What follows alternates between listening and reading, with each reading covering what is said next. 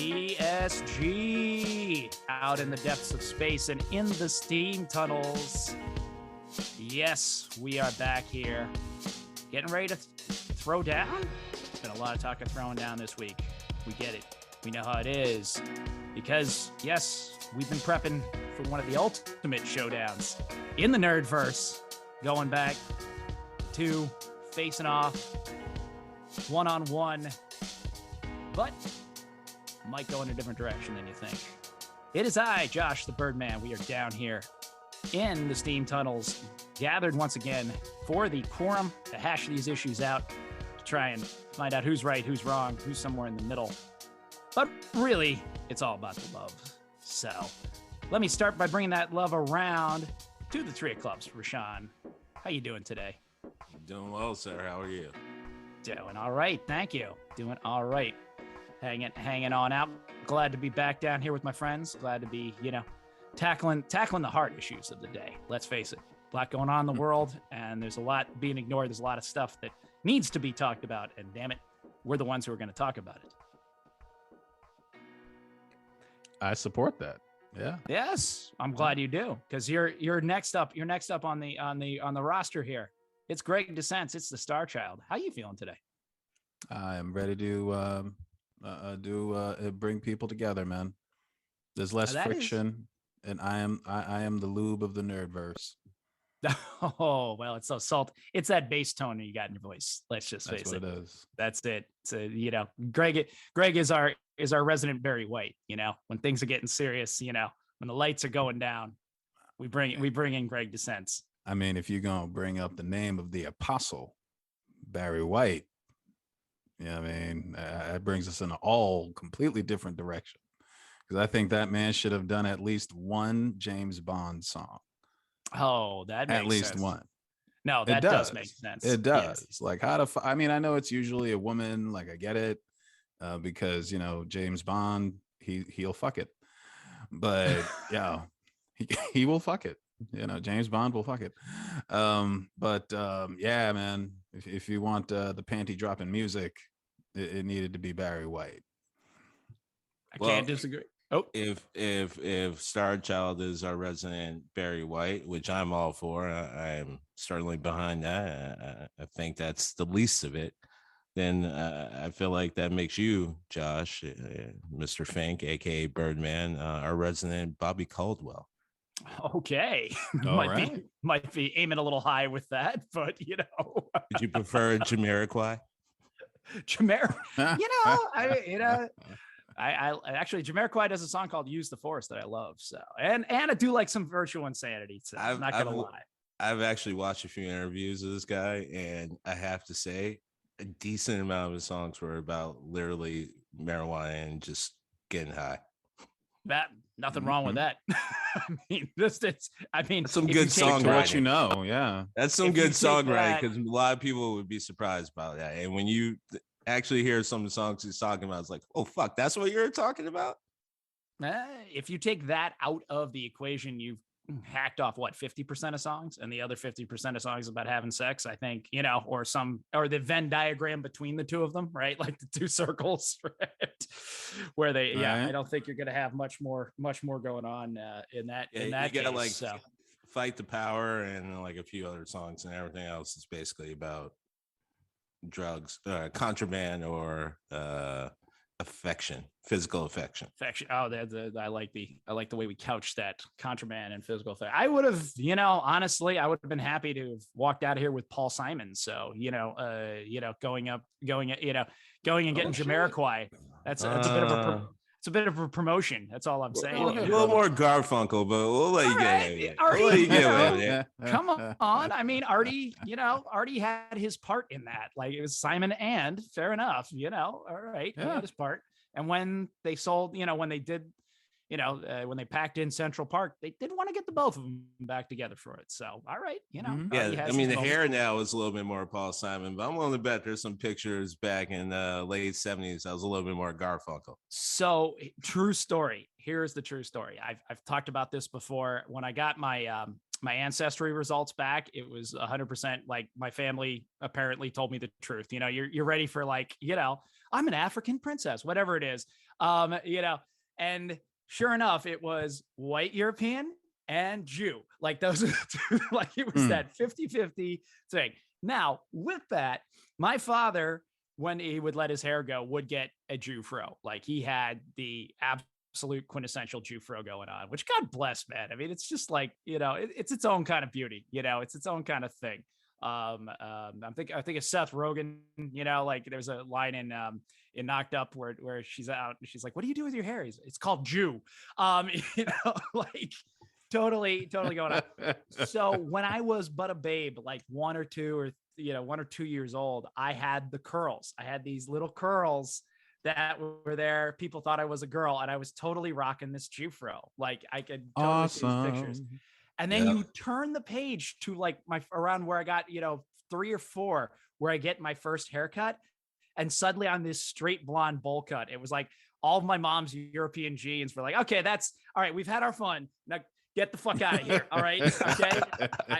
I got no problem with you people, but you're not in my neighborhood. Okay. All right. Build a temple over there. Okay. All right. Just get out of here. Right. They're not our kind, Marge. It was 100% the case. So it was funny. I could have, but for a couple of chromosomes here or there, who knows? Could have been rocking a good Jew fro. But now when I think of your dad, I'm gonna picture Donald Sutherland in Invasion of the Body Snatchers. He had his time like that. My dad in the 70s, that was probably the coolest he ever was, which is let's keep it, I'm there. Who my dad looked like? Bradley Cooper in what's the one where he's doing the scam? He's with Jennifer Lawrence and American Scam. American Hustle. Thank you. Yeah. Where he's playing the FBI agent, and there's a bit where he's got curlers in his hair to get the Jew fro. But my dad looked like him naturally back then, like honest to God, like that's. Look at the low key brag that Josh is trying to say. My dad looks like Bradley Cooper. I don't look at like any Bradley time. Cooper, but my dad did. So I'm kind of like saying, a little bit Bradley Cooper-ish. But just back in the 70s and the styles he was wearing and all that, he had some of the jackets and stuff going on. Oh, that was awesome. Yeah. But all I'm saying is Bradley Cooper had to curl his hair in that movie to get the beautiful Jew fro. There you go. Beautiful. Oh, I got a major reaction out of that's a new t-shirt. Beautiful, right, ladies and gentlemen. Josh. Beautiful motherfucker.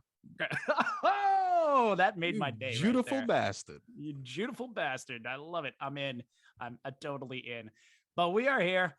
We are turning towards the true subject matter, the true debate, kinda today. But we finally, after a little segue into it a couple weeks ago, we decided that we had to go at this one head on.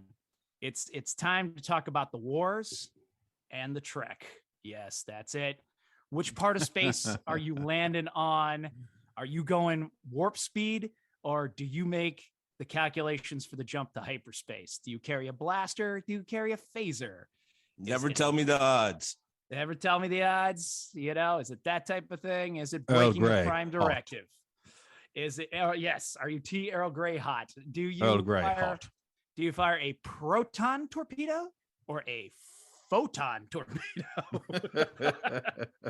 my utter favorite, by the way, of science fiction writing. It's like, well, they're both sublight particles. They both are real words. They both exist. So you tell me, right? I want to use one or the other to blow some shit up with. Yes, we're talking about Star Trek versus Star Wars, such as it is. But is it really a versus? That's what we're here. That's what we're here to delve into today. And as we're going onto that subject, this is the big one, folks. I've been doing my jumping jacks. I've been doing my push-ups, getting back into peak physical condition for this one, because I've been, excited about this all week. So with that, I want to start us off on this little time, on this journey out into the stars. We're going to go to the Star Child himself. No better place to start with this week. Greg DeSense, tell us your thoughts. I think you opened it up perfectly. I mean, we're really just talking about two different brands of nerds. So I wanted to take it to, Game of Thrones, Lord of the Rings, right? So, right, like Game of Thrones, this is not your daddy's fantasy. This is fantasy with boobs and bad words and alcoholism and just all of the brutality that was, well, Europe for a very long time. And, then you have the bedrock of all fantasy, Lord of the Rings. Like, do you have to be enemies in that space? Absolutely not. Absolutely not, because both of you are looking for the same thing at the end of the day. So that's why I say Star Trek and Star Wars, there's no real feud. I don't think there's a real feud. Okay, yeah, Star Trek, it gets a little more credit for being a little headier. Like obviously they hung out with Brian Greene and got fucked up and just like wrote down everything you said. Whereas, George Lucas never made any bones about, never made any issue about the fact that Star Wars is supposed to be a space fairy tale. It's a space fairy tale. There are princesses. There's a pirate. There's a little guy who just wants to prove himself. There's an evil dark lord. A lot of people say that actually they liked it better before they knew exactly what Vader was, because before it was just like this evil, entity, like the monster in the mountain or whatever who kidnapped the princess. And he makes no mystery about the fact that he wants to make movies for 14-year-old boys. He's even the perpetual 14-year-old boy inside of you. So where can you really get upset? Okay, yes, Star Wars is basically, yeah, it's a Muppet show with laser swords. Like occasionally they shoot at each other, but I mean, not a whole hell of a lot is going to happen that's going to shock you here, folks. And then you have Star Trek, which is supposed to be grounded kind of in our universe, which makes you appreciate it that much more. It's kind of the reason why people like Marvel over DC. Like for a long time, DC was happening in Gotham City, Metropolis, Central City universe, but I mean, Bloodhaven. Marvel Bloodhaven. was that?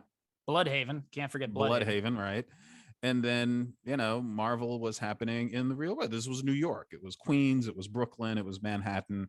Like you recognized it for that reason. So Star Trek kind of has that because it is supposed to be our world with, Einstein and Hitler and so far, and talking about our direct social issues. And because of that, yeah, it makes us appreciate the ground, how Star Trek is grounded a little bit more, because there is something dystopian about Star Trek, especially Star Trek The Next Generation.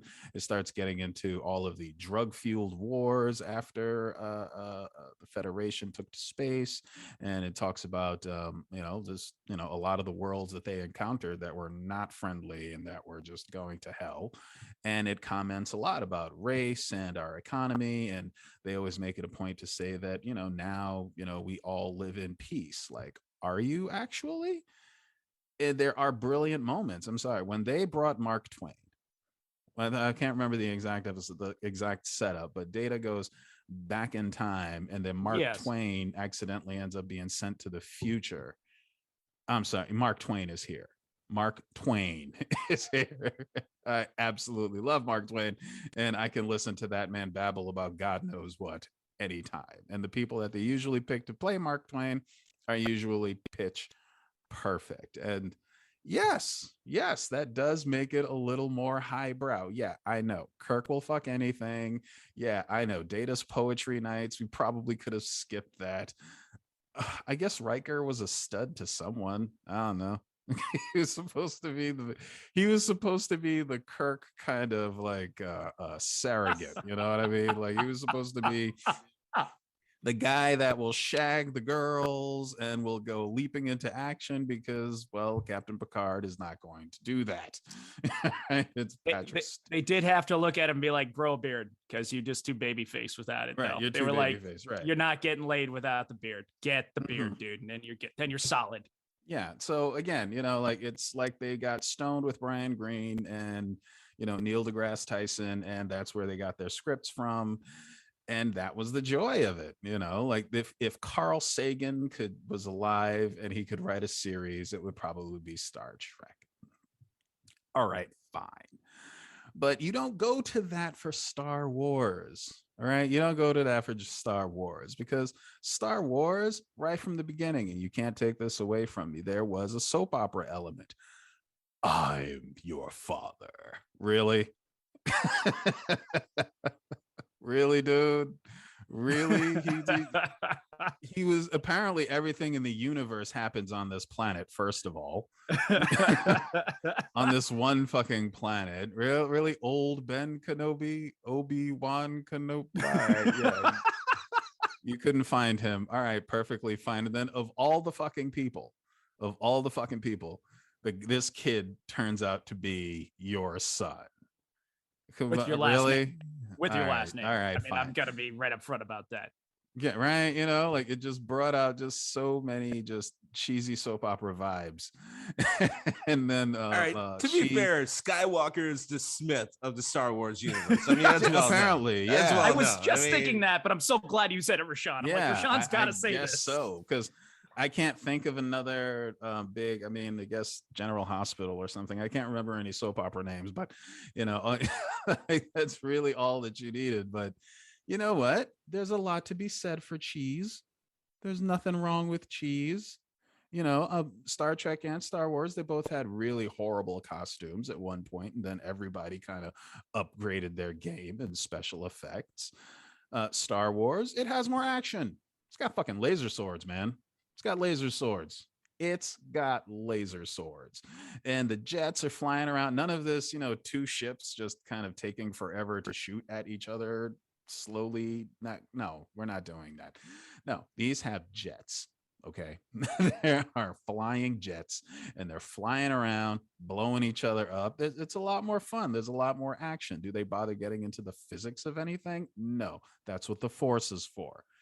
Okay. Fuck your physics. We have the Force. We don't need physics. Okay. No, it's all about folding reality. Shut the fuck up. No, we have the Force. All right. We don't need to fold the universe. We don't need a machine to, you know, actually go it's the Force. Full stop.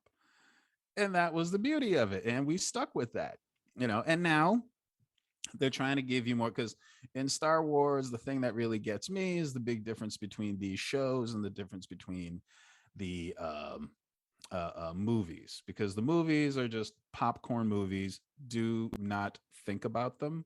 Don't try to convince me that they're good. It's just we're gonna end up someplace, and you know we don't have to go there. That's not what this is about. You know, like they are what they are. The shows, I feel like, are stepping into the realm of the books and comics and graphic novels and video games and really stretching it out and making it less soap opera. The movies are definitely the soap opera, because I don't know what Rey was supposed to be other than Luke. I don't see how she was like she was Luke. You know, it's like, just stop it. Like, just make her Luke. Oh, she turns out to be Palpatine's granddaughter. Oh my God, stop. Oh my God, please stop with the soap opera shit. And Star Trek, you know, like, even though, like, yes, you know, the most of the action wasn't that great, and for most of the TV shows, the special effects weren't really that great. But, you know, especially when they went to DS9, looking at you, Cisco, especially when they went to DS9, they were able to show a different aspect of the Federation and the Star Trek universe that was brilliant. And I'm always going to give you more courage for trying something new. Which brings us to the Phantom Menace. They tried something new. And these last three movies showed me that actually, yeah, I give, because if this is what they're going to do going forward, I give the Phantom Menace that much more credit. I still can't sit through Jar Jar, and I had no desire to see Kid Vader. Did not give a shit about Kid What Vader. exactly was new in Phantom Menace? You get your chance. Well, did you see A New Hope? And did you see, what was the new trilogy, the first one? Force Awakens. Force Awakens? It wasn't either of those. Because whereas The Force Awakens is just the New Hope, just completely bereft of any imagination, at least you can say a Phantom Menace isn't those two movies. So the visual is what you're talking about, is it being new. The whole So concept. what else? Because other than visual, it's literally just Star Wars. That's what I'm asking. Like, what's the difference you're seeing? I'm not disagreeing. I need to know, because as a Star Wars fan, I'll tell you right now, they're all the same. It's just visually different. Visually, it's definitely different. Altogether, it's fucking boring. Altogether, it's not. I'm being serious. Altogether, it's really boring. They've got lots of drawn out meetings with no disagreement so far. Anyone ever really wanted that? No. They start dipping into a lot more races instead of just running into a cantina, and they actually developed the Jedi instead of making them this completely obvious hobo living in the desert somewhere. Why? Because you totally blend in. They actually start saying, hey, why don't we explain who the hell these Jedi are, and actually a villain I give a damn about, even though they made the same mistake of killing him off too soon. A villain that I actually care about, which means that for the first time, that was the first time I cared about the conflict in Star Wars. All right, I get that you cared about the conflict. I would point out every other element you just talked about literally got fleshed out in the first series. So literally, Phantom Menace was just an amalgamation of the first three movies that came out.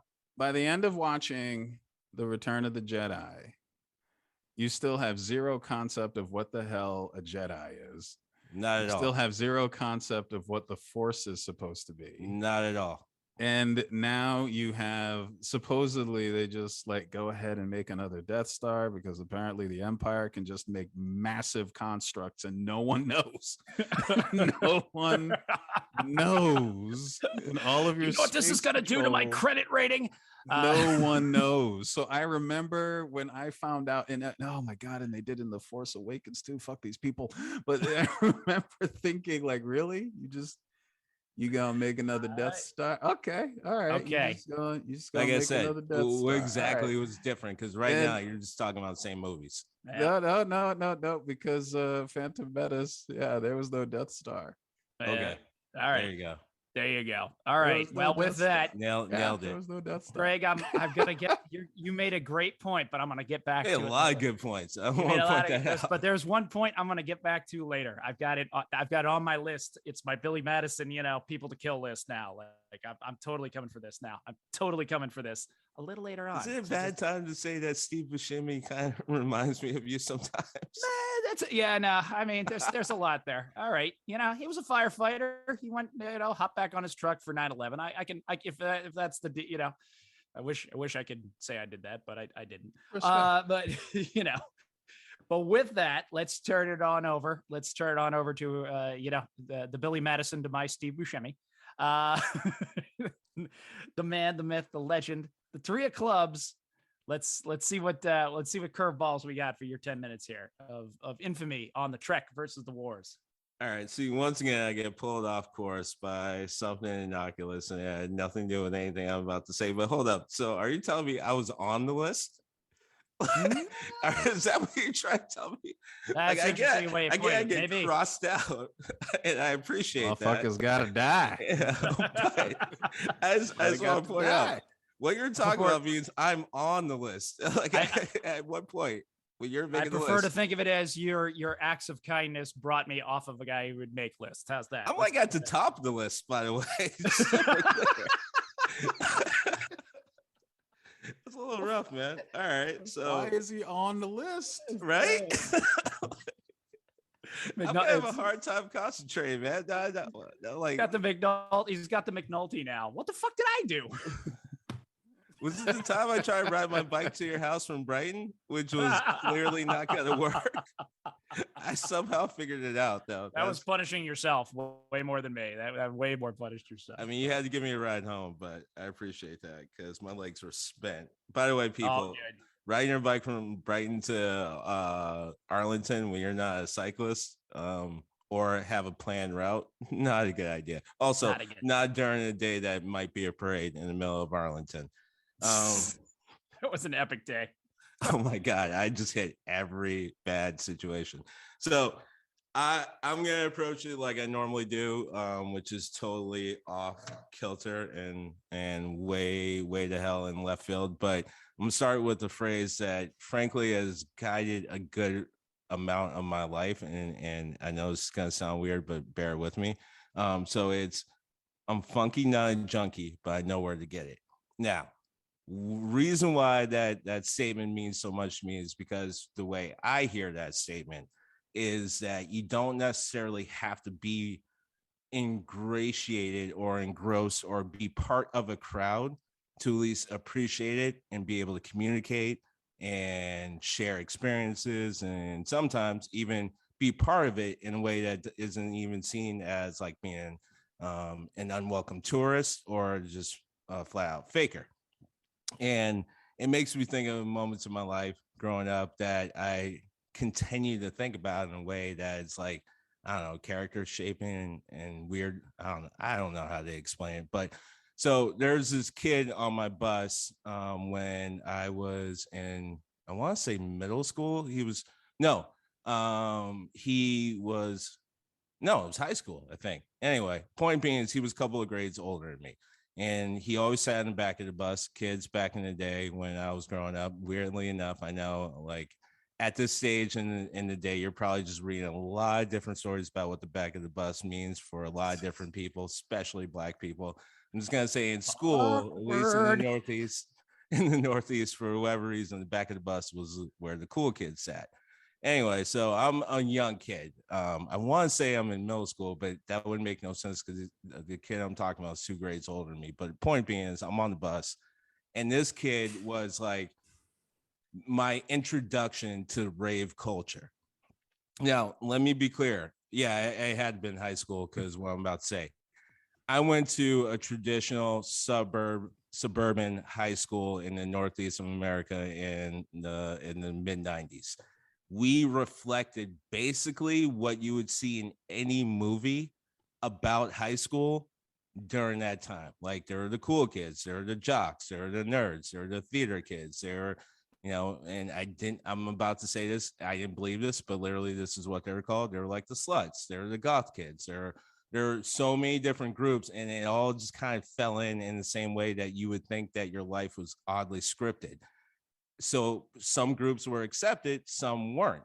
However, this kid and my relationship with him exposed me to a sense of like what cool actually meant and who got to experience it, and where the almost subversion of not being included or accepted allows you into these areas that are completely mind-blowingly like beyond the definition of cool, and creates life experiences like no other. So because I had a relationship with this kid who was like the first kid I saw wear like giant jeans with furry animals attached to him, like stuffed animals attached to him. I mean, like he did that. And in high school, that there's no fucking way in the world you would be okay doing that if you wanted to be even remotely accepted. Forget about trying to be popular. You wouldn't even try to pull this off if you're just trying to be accepted or just frankly not even ridiculed for like a good amount of your year, maybe even stick. Like if you some days in the 90s, if you did something so bad, not so much bad in action, but bad in like all of circumstance just landing on you in that moment, you got a nickname. And that nickname normally was cruel, and that shit followed you into some cases throughout your life. Like part of people, the reason why they don't go back to their hometown is because literally as soon as they step through the town line, they're gonna get nailed with that nickname. So anyway, this kid, he didn't care about any of that. So I was fascinated always by this kid, and also he was a super nice kid. He was always, he was sort of protective to younger kids. He actually was friends with a girl I had a giant crush on. Part of the reason why I got to know him. Full disclosure. But anyway, so he would tell me about these raves that he would go to, and that was in part why he dressed the way he did. So I'm looking at this kid, he's like 15, maybe 16, and he's just telling me like, yeah, man, I barely have any sleep because I was literally at this barn in so-and-so place and some, ill-forgotten suburb or country town and that litters Massachusetts. And he's like, yeah, we found this abandoned barn. It was like 100 or so of us. It was kick-ass rave. I think I got home like at 4 a.m. I'm like, what the fuck? I stay out past 10 p.m. and I think that's like the most amazing night of my life. And this kid's talking about being out till 4. So what the hell does this have to do with Star Wars versus Star Trek? I'll tell you. Because this conversation, the way it kicked off, kind of came down to what me and Greg were actually arguing about with like, who is the fan? Greg, now kind of coming with some revisionist history, saying that, they're basically the same, but, blah, blah, blah. But before it started as like the MIT kids were the Star Trek kids. And then I forgot what we called Star Wars kids, but it was definitely not fun and derogatory. But with all that said, this kid made me think of like who actually partied in high school. Because as I grew up and got older in high school, as an inevitable kid who was somewhat popular, you go to parties. And parties, normally the hardcore parties meant like kid was boozing. Maybe, had some weed going, probably cocaine. That was going on. I mean, we actually grew up during the time of pills, people, believe it or not. The opioid crisis actually started in the 90s, and it definitely started in the suburbs because holy shit, they were just giving that shit out like Tic Tacs. But point being is that would be the hardcore party at in your high school and maybe even college. You go to like maybe a harder core party, right? And that may have like your heroin, your meth, all this other shit. Like I never really hung out there, but frankly, I knew who would be there. It goes back to I'm funky not a junkie, but I know where to get it. Like I kind of know where it goes. Then I got a little bit older. I met someone who was talking about like how she had gone to like some of the most epic fucked up parties in her entire life. And normally it was always from frat guys and MIT. And the common denominator was they made their own fucking drugs. They were on a different level that no one else even thought about. They were literally Enders. They were literally Ender from Ender's Game, where he's like, you know what? Fuck the game. I'm gonna fucking hack this bitch, go behind it, and figure out exactly what's behind this game. And then I'm gonna kill whatever is behind this game because I control all of this, and my fate is definitely gonna be in my hands. Like, this is what these MIT kids were doing in their parties, and how like this girl was talking about, or this one was talking about how it was like just mind-blowingly the most insane parties. Also, and I'm not throwing anyone on the bus, so I'm not going to name any names, but it also made me think of some of the kids that actually went to high school with who got ignored, but then come to find out when we're adults, like how they fucking had orgies and shit. It's like, oh my God, we barely hooked up at our parties. We're too busy raging. And these guys were like having legit orgies. Or how like I went to a place where I may have got some things that I couldn't get in a dispensary back in the day. And I look up and I see a guy who's a fucking neurosurgeon right now. And he was a neurosurgeon then. And then this kid I went to high school with. So what does that have to do with Star Wars and Star Trek? Basically, what I'm saying is it comes down to how you want to party. I can't really come down to what, anything more Greg says, because Greg is the classic kid. If someone actually likes something, but he got his heart broken a few different times, so he's going to walk around and act like he doesn't like it. And that's fine. I get that. I dig both of them. I understand it. It isn't that much of a surprise that I, like a lot of things, I mirror my father. My father loved Star Trek. The reason why I actually love Star Trek is in part my father. He would talk about it in ways similar than Greg. But at the same time, that man would show up definitely to watch some Star Wars shit, at least the first 3 that came out. Like, so the one in the late 70s and rest in the 80s, early 80s. That man took my brother out of school like multiple times to go see Star Wars, to the point where my brother was looking at him like, literally, I do not ever want to see this movie again, at least for a couple of years. And my dad's like, all right, but one more time. And here's the most awkward thing about that. That was in the school that my mom taught in. My mom was a teacher in that school. So imagine what kind of meeting she had to have, where she had to constantly face the fact that her son keeps getting pulled out of school and they don't get a reason. It's either something bad happened. And my mom said, like, God damn it. My husband took my son to go watch Star Wars again because he wants to watch Star Wars again. Again. So, like, look, and I know I'm over time, and I promise I'll go fast, real fast. But like, honestly, we're talking about the same thing, and I brought up the whole party thing because again, it's how you want to take the information.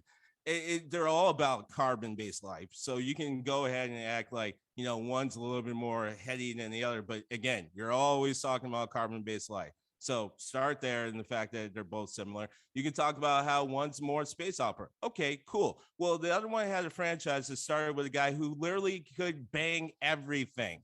Could bang everything. Can we even break down? Like, you want to go into physics and that Carl Sagan would make this? How the fuck is Carl Sagan going to explain that you somehow find an alien species that is also somehow humanoid in base, but also somehow has the sexual organs ready to go for a different species galaxies away? Like, none of that actually really sticks. So before we can get to the physics, you're gonna have to get past that, and it's predicated on the man who literally banged like every species he came in contact with. So, and that didn't go away with the remake. So it's not like we're acting like that was some order of some other lore.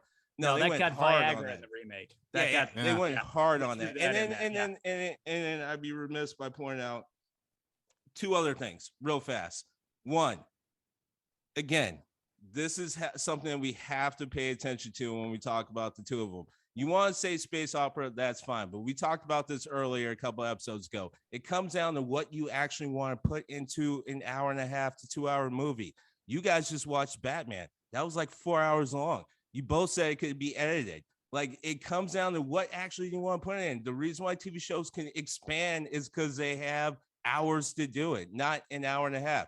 The other thing is Star Trek, if we're going to talk about differences, is a dimensional nightmare because every time you get teleported, you're atomized, which means you have to re-atomize. I guarantee you that every single time someone's going to one place to the other, it's not them. It's a dimensional person. In Star Wars, you're fucking lazy because you always talk about the same family. You have multiple galaxies.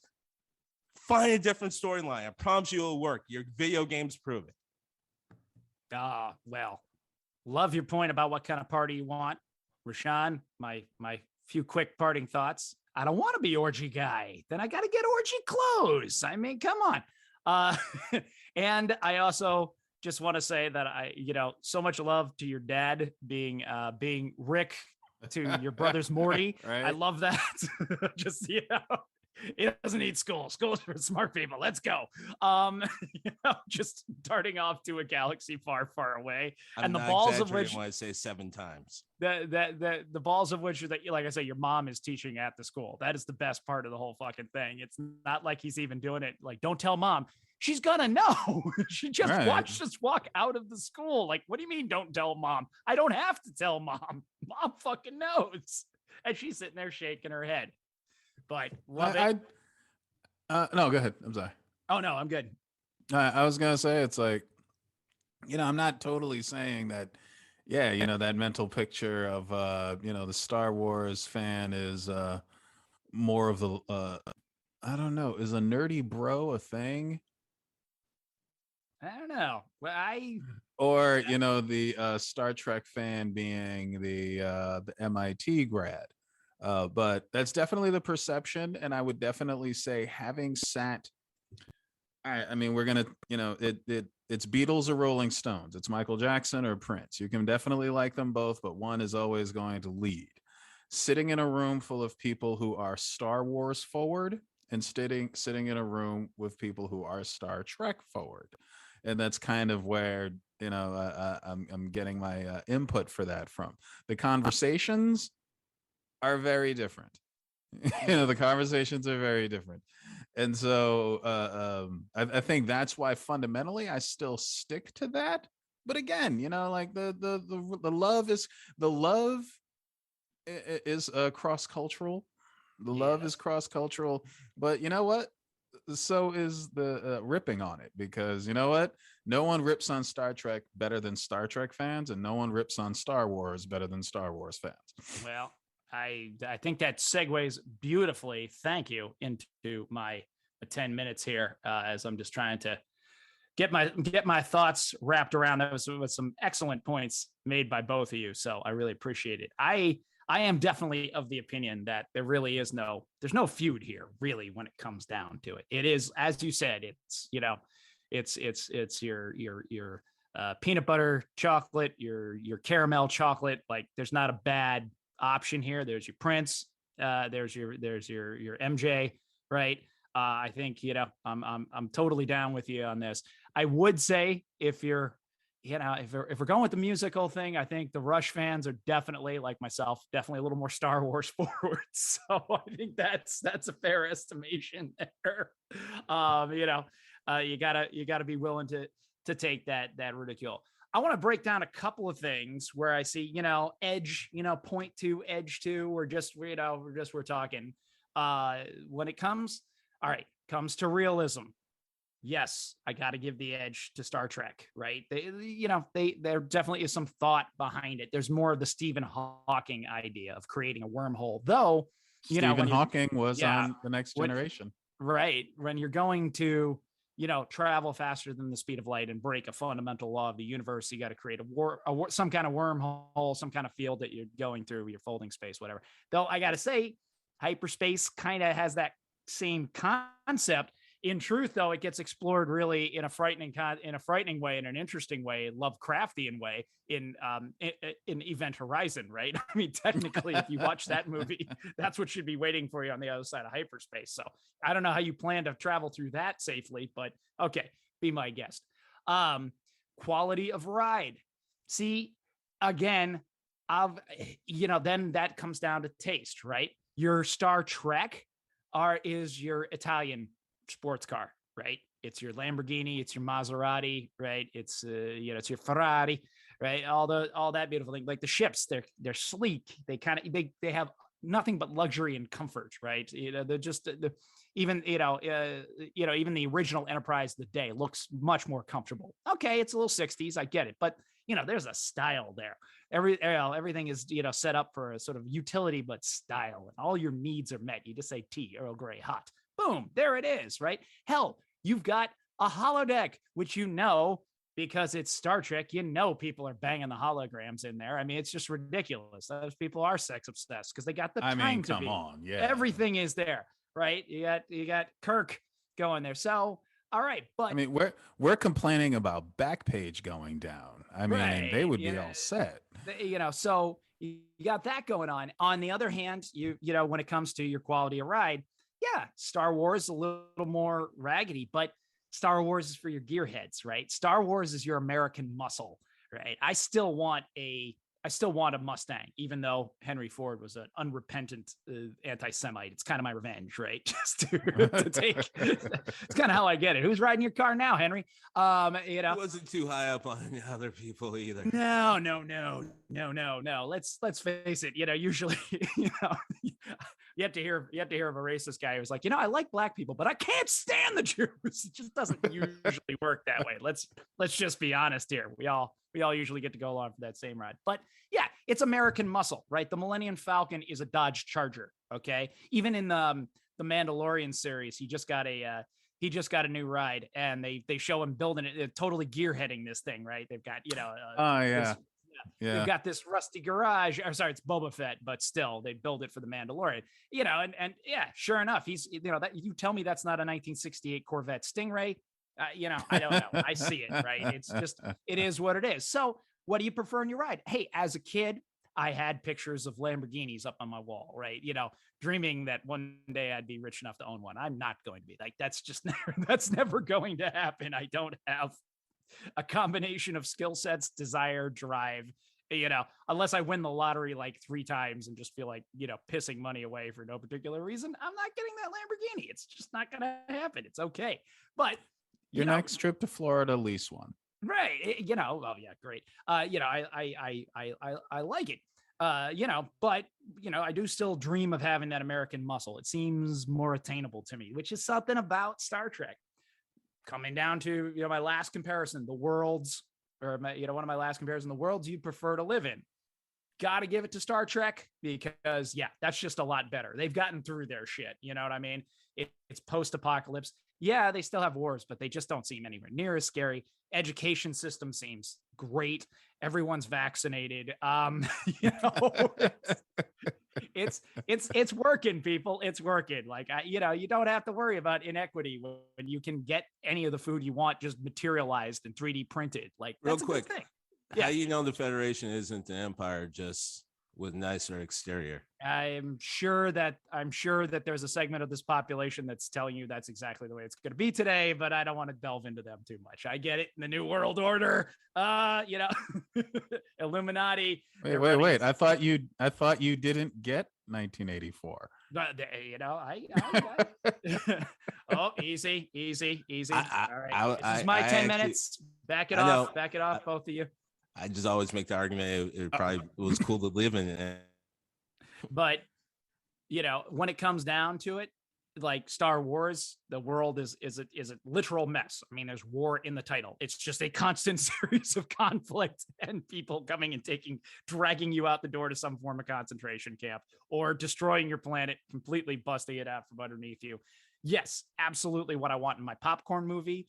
You know, if you're really saying, do I want to live there? Probably not. But here's where I want to bring it all together. And here's where I want to bring it. Greg, you made an excellent point about the Phantom Menace and how it was boring and seeing the minutiae of how the sausage was made. I would put to you their mistake. They didn't stay true to themselves. They didn't stay Star Wars. They tried to go a little Star Trek right there. They tried to show you how the government works. They tried to show you like the boring shit that goes on behind it. And who fucking cares? Like, we get it. We understand it's out there, but you didn't come here for that shit. You didn't come. You don't go to the Bunny Ranch for stimulating conversation.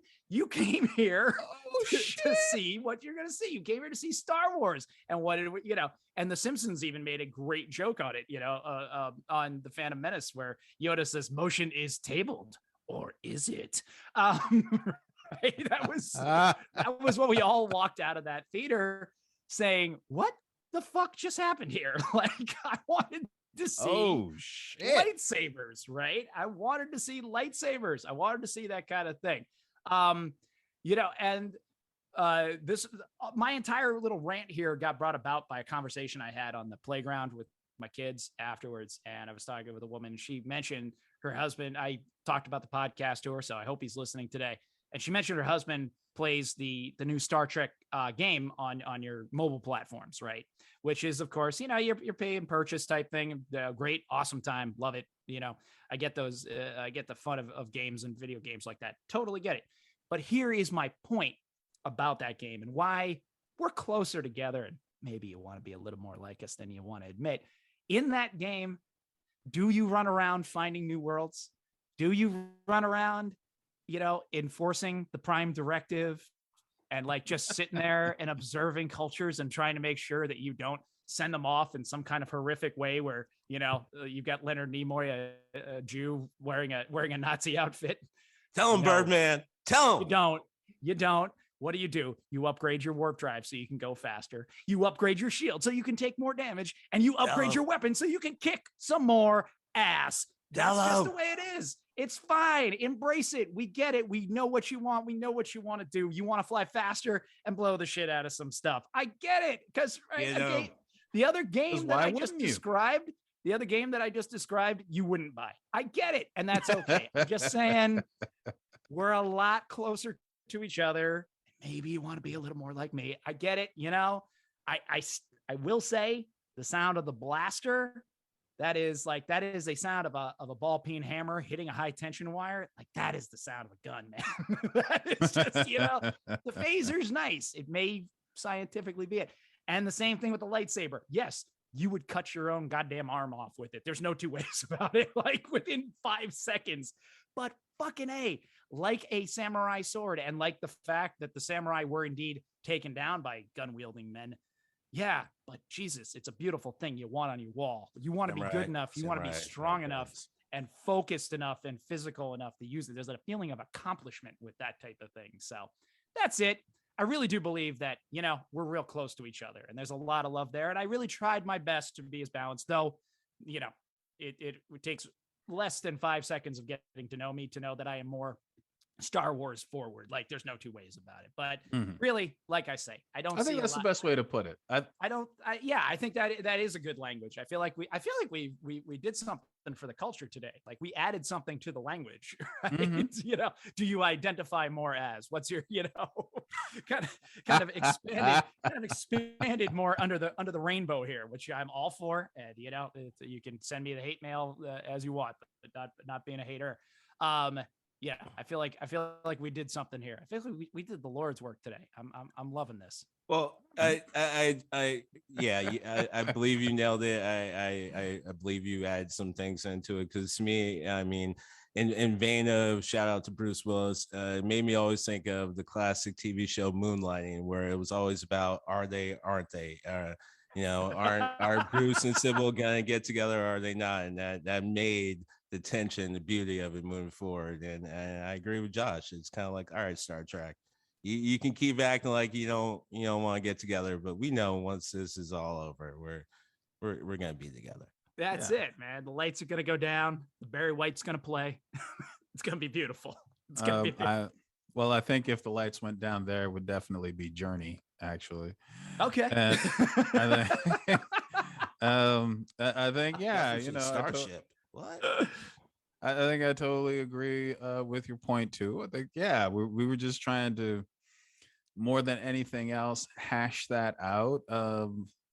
The places where we definitely agree is one, the movies in both universes are not great, and you really have to get into the rest of the content in order to enjoy it. And some of them are leading in some ways. I think that the Star Trek series, definitely great, but I cannot think of a good Star Trek game.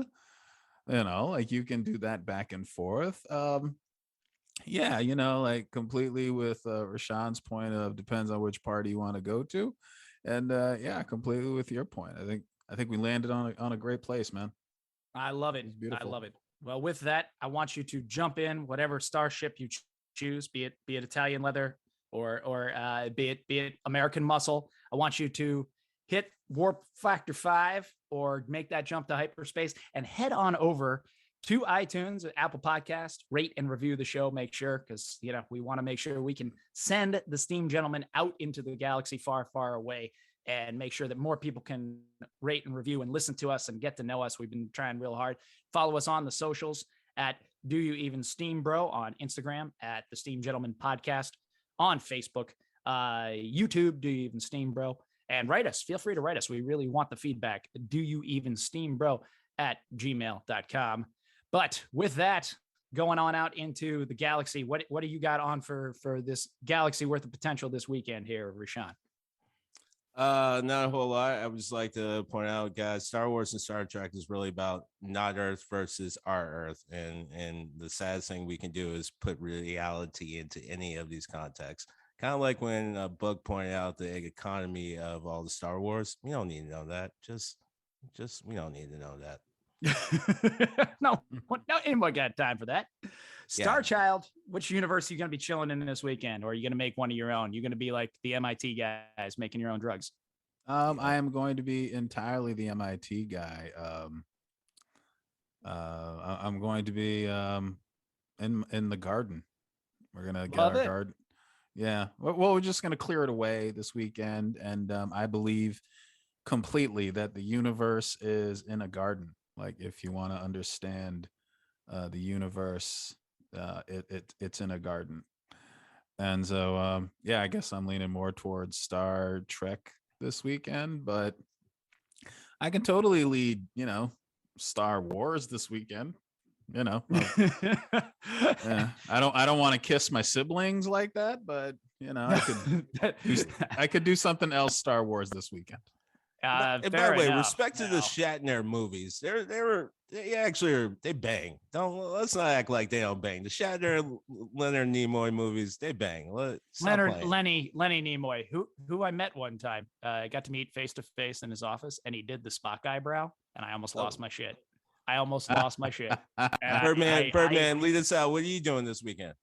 I am going to be. I'm going to be actually my lovely wife, Miss Twy, is away this weekend in San Antonio, Texas, having a horrible time with their equivalent of Mardi Gras, where apparently they're literally all drinking margaritas on the streets for her conference. I'm putting that in bunny quotes. So I will be keeping my children alive. I will be keeping them fed, hopefully not scarring their psyches too much, asking them to get off each other and stop dry humping each other just because I haven't run out their energy enough. So if Twyla ever hears this, I think it's important to point out how married Josh is, because he didn't tell his two bros that he was going to be home alone.